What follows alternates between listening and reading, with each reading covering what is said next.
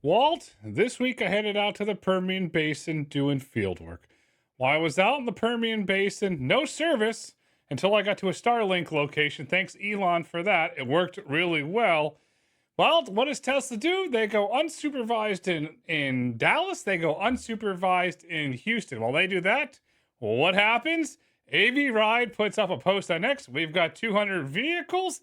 And then on the Mobileye earnings call, which you're listening to, there was some interesting commentary with quite a few, I'll use the term, interesting quotes there. How do you want to start? How do you want to break it down? Because there's a lot to uncover this week. Let's start in the Permian Basin. Only on the road to autonomy and autonomy markets do we hit the road constantly, reporting direct from the field on what we're learning about the autonomy. And I apologize to our listeners for what might be a gravelly production today. Gravelly Productions is a great segue. Well, you must be taking acting classes at Juilliard for this one, because that was a great segue there. The Permian Basin is a hostile environment. The roads are gravelly. They've got potholes the size of Cadillacs, and it is a hostile environment to operate autonomous trucks. And when I was there, Kodiak was very kind to host me, to take me to meet their partners, Atlas Energy Solutions. And it was a cool, Walt, I got to see the Dune Express. It is a 40-mile, fully autonomous sand conveyor belt that goes across two states, Texas and New Mexico. Really cool there. And I got to go inspect Kodiak's depots. I got to see the trucks running autonomously. No safety attendant in the trucks, no safety engineer on these roads where you can't even put your arms out. The vehicles run so close. Really, really impressive operation. And when you're there watching autonomous trucks operate in this hostile environment, you come away with a new appreciation for what Kodiak's truly building. Did you see any Aurora trucks when you were out there in the Permian Basin, Grayson? Did not see any Aurora trucks. What I did see, which was interesting, and this is a term used in the Permian Basin, this is not a derogatory term, mercenary trucks. Because of the recession in freight, you were getting individuals, humans, that are going into the Permian, and they are taking their traditional over-the-road trucks and driving them like this, and just destroying their trucks. That was really interesting to see. But no, I did not see any Aurora trucks at the wellhead, at the sites. I did not see anything. I know the Permian's vast, so I don't want to say that I was in the location they're deployed, but I did not see any in the locations that I was in across multiple states. Did you see Billy Bob Thornton or any Taylor Sheridan bunkhouses when you were in the Permian Basin? Unfortunately, I have some bad news on this one. I had to ask everybody. I go in there, how's Billy Bob? What's it like? Sir, that's all fake. And boy, the landmen that work out there told me how fake and inaccurate the story is. But my good friend Dan Goff from Kodiak did spend a night at a man camp. You have to ask him about that experience. I'm not going to give the story away. He stayed at a man camp. Myself and Pete Bigelow, famously known for the Bigelow Battle, we stayed in a hotel. But Dan Goff stayed in a man camp, so you have to ask him that story. So give us a sense of why Kodiak is important for Atlas in this setting, and like what the mix was of their trucks versus seeing human-driven trucks. And did you have any conversations with any of the human truck drivers on what they thought about seeing these driverless Kodiak trucks in that setting? The reason, the primary reason why Kodiak's operating there, a lot of credit goes to Atlas Energy Solutions. The leadership team at Atlas Energy Solutions is absolutely fantastic of how they think about this. And we need to put this into perspective here for the audience. When you leave Midland, Texas, the last stop is Permian High School. Why do I highlight Permian High School? That is the real home of Friday Night Lights, the 1988 book that became a famous movie. So after you go by Friday Night Lights, you're going an hour and a half, hour 45 minutes to Kermit, Texas. Why am I bringing that up? That's the home of Roy Orbison was born. And then you're going another 2+ hours to get out to the oil fields, to the patch. So you're doing long distances. These roads are very narrow. They're very dark. And unfortunately, the nickname is Death Highway. And when you're going out to the Permian, and a lot of credit goes to Pete Bigelow for this, you see roadside memorial after roadside memorial after roadside memorial. And after these individuals are working 16 hours and not staying in a man camp and coming back into some sort of civilization, unfortunately, there is a lot of head-on collisions. And so that was really sad to see. And getting back to Atlas and why, the work environment's hostile. Getting individuals to get out there is very difficult. The average shifts are 2 weeks on, 1 week off in the patch. And in order for Atlas to scale their business, they have to automate. That's why they built the Dune Express. That's why they partnered with Kodiak, because they cannot get drivers. There is a fundamental lack of drivers or individuals that want to work in this hostile environment. And it is hot, it's windy, it's dusty, and there's nothing around. You can't go to the movies. There's nothing to do. Might be one of the things too to do, but I'm just to be clear, I called it a bunkhouse, not a man camp. Although every time you say man camp, I think it's kind of funny. So maybe that's for our listeners. Anytime Grayson says man camp, you do a shot of tequila. Start the podcast over and hit a shot of tequila every man camp reference. Should we move on? No, prepare to get drunk on this one. So I thought this was a joke about man camps. I landed at the Midland Airport, and there is a sign: upgrade your man camp for $50 to stay in a non-bring your own sheets. There's bring your own beer, but then there's bring your own sheets. The man camp, you have to bring your own sheets. So there you go. Man camp, man camp, man camp. Take a shot, take a shot, take a shot. But all without digressing, saw dozens of vehicles, got to inspect the Kodiak depot, and got to see how Atlas is scaling this operation. And for the audience, just for clarification, Kodiak does not own these assets. They do not operate these assets. They're owned and maintained by Atlas Energy Solutions. And the vehicles, the whole mixed fleet, you're starting to get to an inflection point, which I believe at some point in the near future, they will go fully autonomous. Every vehicle there that Atlas is operating at that head. It was really, truly remarkable to see what they're doing. I mean, last time I was at Kodiak, they were talking about expanding some of the functionality in terms of like, the car or the truck pulling in to have the sand drop versus maybe a handoff to a human and then moving locations. How are they at progressing to that to expand that opportunity for them at Atlas? So it was really kind. Don Leopard, who runs operations for Kodiak, took me there. So right now the truck comes down this hill, Walt, and it goes into a dedicated lane. A human takes over, and then it goes manually under to get filled up with the sand, and then it goes back to a launch pad. They are, according to Don Leopard, not Don Burnett. Hi, Don. Leopard and Burnett. They are, I would say, this is my assumption, by the end of the year, if not sooner, because Atlas has approved it for the technology to go. So I think it's just a matter of time from what I saw and what they explained to me on the way it's working, because it's all automated now for the whole system. So I would say by the end of the year, it's probably going to be sooner, but that's just what I'll say. Well, hopefully they flatten out these, I guess you would call them sand holes. I don't know. Like, it's not really a pothole, right? But sand holes, so that as it's approaching the drop point, the truck's not wobbling or hitting one of those massive. Is it a pothole? Like, what do they call them there? I call it a manhole, not to be confused with a man camp. But drink again. When you're going to get filled up with sand, that is some of the only permanent infrastructure, because that's where the Sand Dune Express ends. That is paved. That's at grade, operating just like you're over the road. It's when you come out of there up the hill is when you hit the holes. Okay, let's move on. What else do we have this week? Tesla's operating on roads without holes, at least big holes. They went driver out in Dallas and Houston. And it's funny, you see all these headlines. Oh, Tesla launches, then shuts down. And our good friend David Moss, friend of the show, he put on his inspector hat. He went out there and did inspections. They're operating. They're scaling. What do you make of Tesla bringing on 2 markets this week of unsupervised robotaxi? Yeah, I mean, I was surprised, and I was surprised by them, basically just going attendant out. But, we'll see. I don't know if this is the new standard. It's certainly possible. We're not talking about a ton of cars, right? Obviously, a handful of cars. But this could be the new standard where they don't even bother putting that safety attendant in as they launch new markets. How many vehicles would you expect to see over the markets as they go? The original plan, Grayson, was 12 markets by June 30th. I think on this earnings call that, there's been kind of a change on that. So you're probably going to see some slippage on that as they, under development. There's probably another 5 markets that are queued up shortly.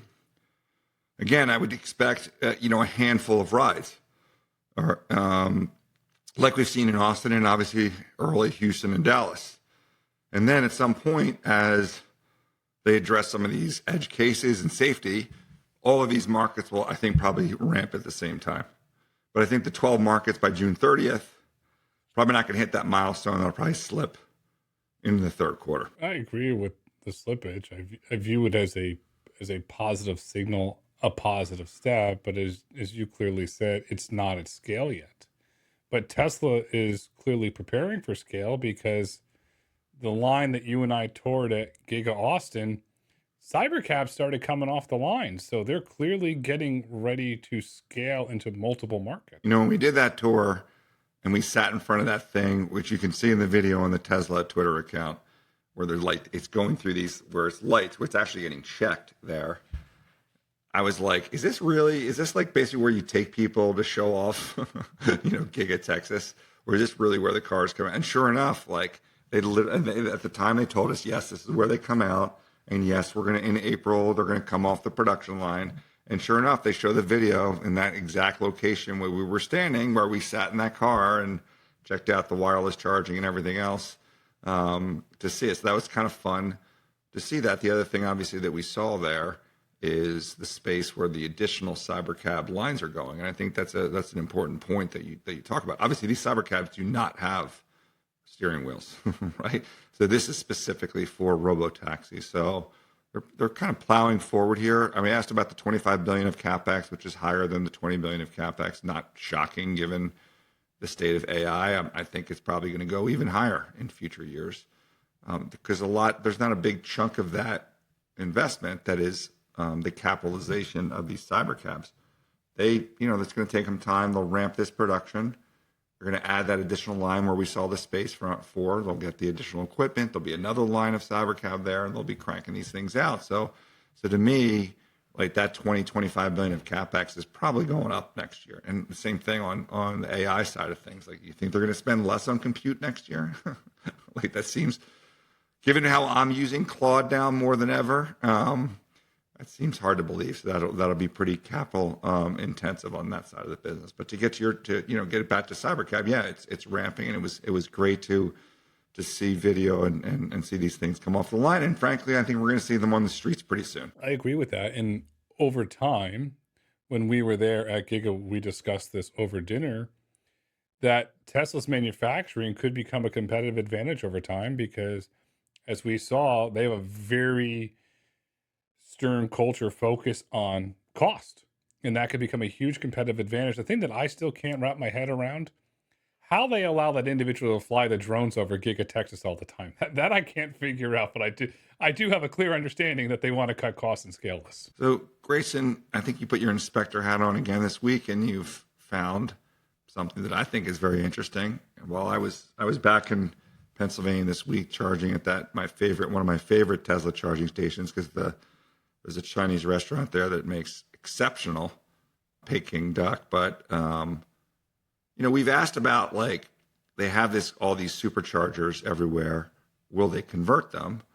And I think you've identified that, well, rather than converting them, it looks like they're doing new purpose-built superchargers. What did you find? Was able to uncover some permit filings using the proprietary AI algorithm I wrote for Autonomy AI, is that Tesla has filed for 56 pre-permits for version 4 superchargers in Chandler, Arizona, and they're very clearly marked not for public use in the permit, which signals to me that Tesla is getting ready to build dedicated robotaxi charging infrastructure. One of our first trips to Austin, you and I discussed, they're going to use public charging.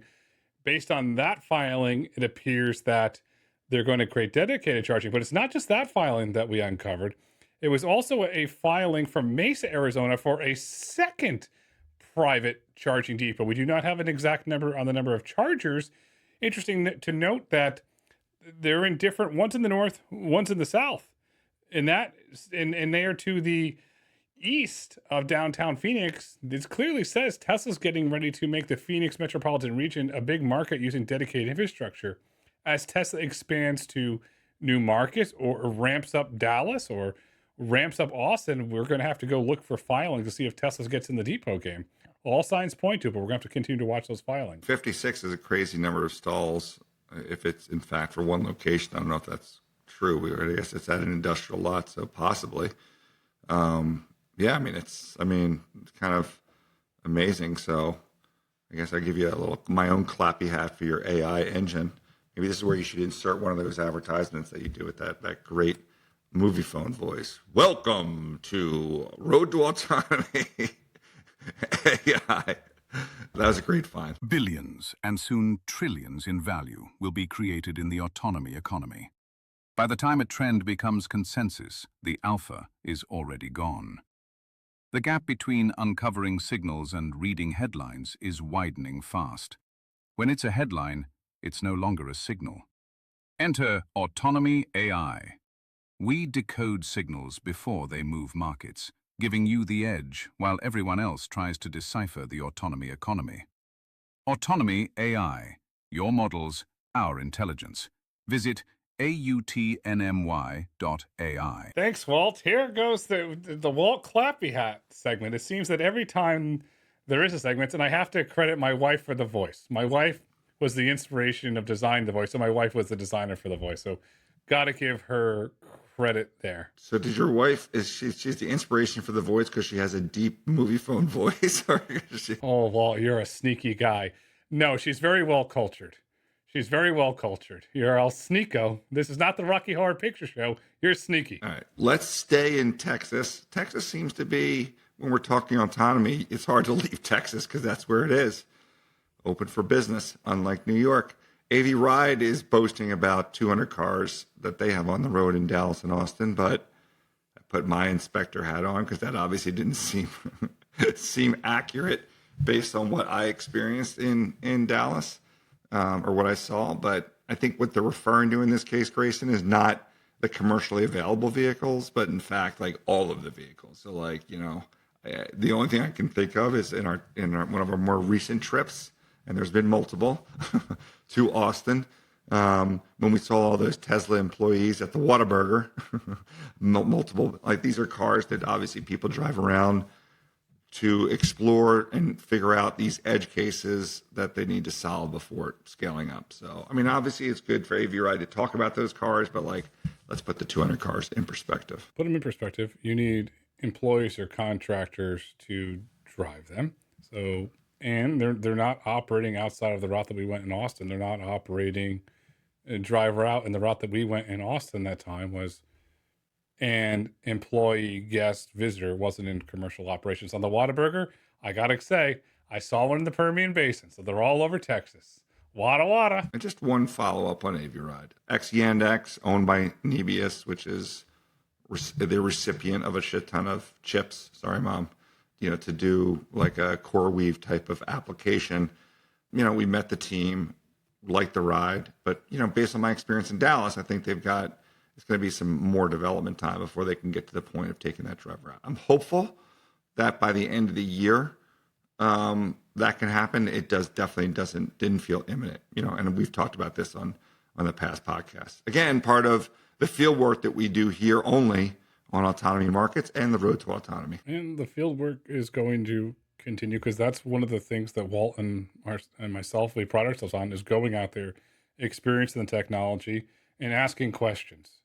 I'm okay asking questions. Walt's great at asking questions. And if you ever want to have a good time, not like that, but a good time, go walk around CES with Walt. The gentleman is a master of asking questions and getting the hard truths that we bring to you each and every week here on Autonomy Markets, which brings us to SPACs. We had 2 SPAC announcements this week, Walt. One good, one bad. How do you want to break them down? If this is we're going to do SPAC quarter for 1 week, Plus got yanked for whatever reason. I'm sure they'll come back. They have the business model, which I think I talked about last week, where they're monetizing by basically selling the data. So that gives them some runway protection. But I'm sure they're going to be looking for either another SPAC or another way to hit the markets. And I think it's called Einride. Is that the good pronunciation? Now they're doing a SPAC, and this is a, I think was primarily maybe electric trucking, but more specifically, why we care, autonomous trucking. So I haven't really spent much time with them. Have not gotten the truck. I've met one or two of their people at Forward Fort Worth. So that was helpful. But one out, one in, and we'll see what's successful. The market seemed to be improving a little bit to enable something like this. We'll see what happens, and I think for Einride, as they go through the process of de-SPAC and become a public company, looking for clarity on business lines of how much is electrification versus autonomous, because there's still a lot of questions. They're in a company that we continue to have questions on that can't get answers, even though I write polite things on X to them, is Zoox. Zoox announced they're testing in Miami, so I get on my little computer machine and I go on X and I ask, where's the service area in Miami for testing? Crickets, crickets, crickets. And then JJ Ricks, the gentleman who, ride with JJ, the gentleman is a diehard autonomous vehicle fan that puts the cameras in there. He was banned from the Zoox vehicles now. He posted a video. He put a GoPro in the ceiling. They said it's a safety hazard. They made him take it down. He went and visited the Zoox office. This is all in the YouTube video. He said it didn't go well. So he's banned from Zoox because he made a video. More questions. And what's crazy is because Zoox is owned by Amazon, there's so much benefit of the doubt that I see when it's talked about, especially in relation to Uber, without some of this basic stuff that we've talked about in terms of how it operates in Vegas. So I don't know. It's fascinating. It's also, you're right, red flaggish when you try and learn more information about a company that's developing a new technology. There's no competitive intelligence. And they're not the only one. There's obviously other companies that we've been dealing with that are, sometimes when things are going well, happy to show you stuff. And then when things are not going so well, a little bit harder to get that information. It doesn't mean we're going to stop trying. And by the way, nor does it mean we're not going to talk about it. We're going to ask questions, and I'm going to head down to Miami to do field work to try and uncover where they're operating and to see if the vehicles are having the same problems in Miami that they're having that's been so well documented in Vegas. And Zoox also announced this week in a Zoox post that they are expanding testing to the Las Vegas airport. We don't know where in the airport. We don't know where the pickups are going to be. This goes back to a thing that I've harped on a lot, and I'm not going to stop harping on it. Details matter. Blog posts and press releases are great, but details matter.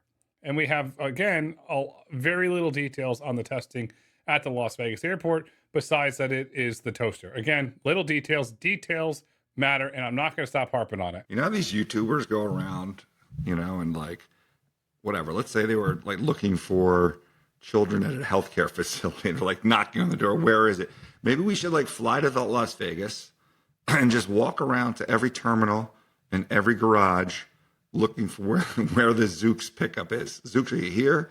We can interview the people that are out, helping with the baggage. Is Zoox here? Have you seen a Zoox here? And we'll create this 10 or 15 minute long video where we look at, actually Vegas is not even that big, right? In my brain, I was thinking SFO. Vegas is pretty compact. It wouldn't even be it would be a 10-minute video. It shouldn't be hard to find where these Zoox are, and then post it and say okay, prove us wrong. Where are the Zoox? That's not a bad idea. Zoox here, Zoox there, Zoox anywhere. We could, instead of playing Where's Waldo, we could play Where's Zoox. Where's the Zoox? We'll get T-shirts. Where's the Zoox? We'll get hats shaped like the Zoox. All right, let's move on to Mobileye. We didn't talk about that yet. They had earnings. We've talked about ID Buzz, and Grayson, you made a big deal about the fact that they were not mentioned, in that press release. First of all, they're talking about how their technology is integrated and is coming off the line, with this ID Buzz. So that's assembly line. It's not upfit. That's obviously very positive. It got a little bit more defensive when, when people were asking what is VW's longer term strategy? And, they're basically insisting everything that VW is doing is with us. Got a little bit more contentious when people started asking about like this level 2 market exists, ADAS, right? But this opportunity for level 3, there's, obviously a bit more concern on two fronts. One, like, companies that are kind of pulling back and like, look, it's either Robotaxi or it isn't. There's nothing, this private market, for some of these potential partners don't see any materialize. They acknowledge maybe it's going a little slower, and, they're going to phrase it as like, the level 2 market is so opportunistic, blah, blah, blah. So that's huge. So then we got into the level 2, and then people were asking like, well, which we talked about in this podcast, what about NVIDIA? NVIDIA's in there with Mercedes. So I'm going to read what their response was when they were asked about this, the NVIDIA announcement. Quote, at the end of the day, it's a combination of performance and cost. If you're referring to Alpamayo, we downloaded Alpamayo. It doesn't seem like a production-worthy assistant. It's something nice to play with, but it's not anywhere close to production-worthy. Whether an OEM can take it and upgrade it or refine it for production-worthy system is yet to be seen. So basically, I have to be careful because, again, Mom's listening. Taking a shit on NVIDIA, which, by the way, I don't think is wrong necessarily. I think people overhyped what that Mercedes can do. I think there was a Mercedes spotted somewhere recently. I think that you'd sent me earlier in the week, but I think people are overhyping where NVIDIA is going to get to, whether it's a level 2 or a level 4 system. But clearly a lot of issues that Mobileye is dealing with in terms of like, can they retain VW throughout the stack? Is there a future opportunity to take their level 2, where they're doing okay with, to the next level, level 3, level 4? And then also, the threat of NVIDIA. What's your overall takeaway from all this? I will say a term that Mrs. Piecyk will approve. So I'm not going to get in trouble on this one. Mrs. Piecyk, I've listened to your orders, ma'am. It was a shot across the bow. That's the approved way to say it. See, I'm going to get brownie points now. Thank you. It was the approved way to say it. To me, when you get contentious, you're on defense.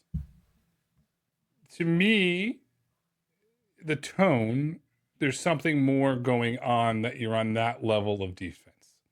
What there is, I'm not going to speculate. All I'm saying, the tone to me sounds like there's something more going on here. And the fact that, going back to the press releases, there was no mention of it, and it came up on the call. We are not the only ones looking at this, trying to figure it out. And on the L2 business, Wave is clearly going to be a threat, if they're not already a threat to Mobileye. Tesla is a threat because this on their system, and OEMs are developing in-house systems. So there's threats there. And then on the call, they talked about L3. L3, in my opinion, is never going to happen for one reason and one reason only: insurance. That's why you're noticing everything is being branded L2 plus, L2 plus plus, L2 plus plus plus, because when you're calling it L2, it's easier to underwrite it from an insurance liability perspective, because the way that the SAE levels of automation are written, L3 opens up a can of worms for liability. So in my opinion, L3 is not going to happen. And I'll sum it this way: Mobileye clearly appears to be on defense. I mean, first of all, I don't disagree with anything you said, but I would phrase it this way, in that, like, if there is L3 or L4, meaning like taking a nap in your car, right? Like the business case, the willingness for people to put that into robotaxis, that will absorb a lot of that perspective volume in the near term. There is another business case, right, for personally owned, self-driven cars that obviously exists. It's just a matter of when that's going to happen and who will be the leaders there, and what OEMs will survive to be able to deliver that for personal ownership. I've said this on past episodes, going back over a year now, actually a year to date, last April. Toyota is going to be one of the most interesting companies to watch there. Maybe perhaps it's the two T's, Tesla and Toyota. Perhaps those are the two most important companies as we get to personally own. It's something that we're going to have to wait and see and watch how the market unfolds. Listen, why can't I get to like a geofenced L3? Meaning that I'm in my Tesla, I'm on the Jersey Turnpike. It knows I'm going to be on there for the next 70 miles. if the light comes on, like, all right, you're okay now. You can take your nap, go to sleep because we're on the straight thing. And if something comes up, it'll just pull over, right? Couldn't that be a stopgap measure that would address these insurance concerns that you talked about? Tesla has the advantage, I believe, and again, the audience will have to fact check me on this. I believe it's 17 or 18 states that Tesla has an insurance license that they're actively selling insurance. Because it's their own insurance, right? It's their own insurance, their own captives. They have the ability to do that. But outside of that, it's the HMI, the human machine interface. The question is, if let's say you take a nap and you go, Yeah. and you wake up and you're groggy. I don't snore. Oh, well, the cartoons snore. Cartoons snore. So we'll pretend Walt the cartoon. he's on his way to Philadelphia. Is when you're in that groggy state of trying to wake up and you take over the wheel and you're trying to open your eyes and you don't have a cup of coffee to figure it out, where does the liability live there? If Tesla's willing to assume, it's theoretical, all that liability, then it could very well happen. It's to depend on how the liability is structured. I think it would work that way. It would just start to pull over. I mean, I think some of the recent software updates that I've gotten, I noticed if I haven't paid attention, it's starting to like pull the car over. Those are some of the solutions. So I don't know. I think there is kind of a market for that, but we haven't really fully penetrated what level 2 can do. Like the experience that you and I have every day with the level 2, with the self-driving that we're existing today, most people haven't experienced how great that is. I'm not sure that like that in itself is a huge market. So like maybe there's just enough opportunity for them to drive that business before we worry about level 3 and level 4. The really question is like technically, can you even get there though? And there are other people that have suggested otherwise. These are two structurally different ways to do it. You're either doing level 4 or level 2, or we've had this discussion on past podcasts. So we'll have to see how it goes. But I'm going to keep a closer eye on Mobileye going forward, Grayson. Now, I'm not going to channel my wife here, but I will. I'm going to watch the dialect. I'm going to listen for the dialect changes on these calls and in the video presentations to sense any sense of distress. Yes, I'm going to go to that analytical because that's what we do here on Autonomy Markets, which brings us to the Foreign Autonomy Desk, a company that you've covered very well from your telco days, and I'm going to say it wrong, and you're going to correct me, so I already know this. Huawei. Close. Huawei. I still can't figure it out. There's not like a third. It's not Hua. It's not like booyah. Hua. Hua. There we go. It sounds like hoorah. Yeah, hoorah. Hoorah.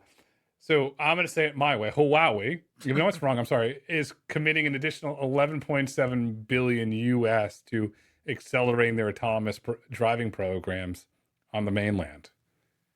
Interesting move, especially in this geopolitical climate. What do you make of it? What I make, it's a huge market. There's a lot of companies that have succeeded in the land of AV, that even cell phone companies that have now can make cars. So autonomy is going to be a big market. Obviously, WeRide is the leader there. And in my opinion, at least, Pony is there. And obviously, you've got Baidu, Apollo Go with their product in the market. So we'll see more, and then we'll see how many actually survive. We will, and how many the Chinese government will prop up. You mentioned Pony. Pony is also on the Foreign Autonomy Desk this week. Pony's planning to operate more than 3,000 robotaxis across 20 cities globally by the end of 2026. And here's the kicker. More than 50% of those, over 1,500, will not be on the mainland. Pony's expanding global. We don't know what markets, but they're going to push those outside of mainland China. Yeah, not surprising you would want to be off the mainland of China, given how cheap labor is for the rideshare market there to exist. It's a tougher market to compete in China against humans than it is outside of China, for obvious reasons. And I thought for a minute you were going to say Man Camp and our audience was going to fall down drunk. I thought you were going to do it. Well, that's the show for this week. As we look to next week, what do we need to look for? Because I'm going to tease something. We got to ask you first, though. What do we need to look for? Well, hopefully I'll bring a little bit more energy next week. We got another week of earnings. The big ones being Apple for me. Doubt they're going to reboot anytime soon, the car program, but now maybe with Tim Cook stepping aside. we've got some opportunity there. I may try and sneak back on that PACCAR conference call to see what's going on with with those Aurora trucks.